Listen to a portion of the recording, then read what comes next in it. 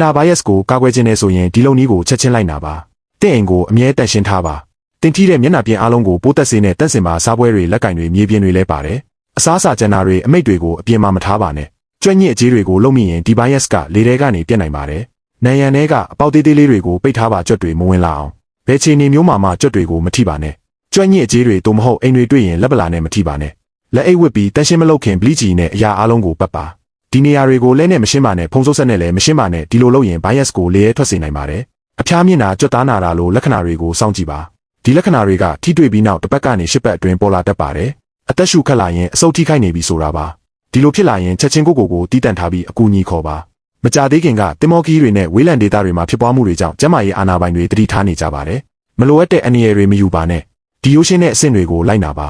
လုံခြုံစွာနေပါကာကွယ်ခြင်းကပဲတင့်အတွက်တစ်ခုတည်းသောကာကွယ်နည်းပါလူတိုင်းသိရှိအောင် share လုပ်ပြီးကူညီပေးကြပါအားလုံးပဲကျန်းမာကြပါစေ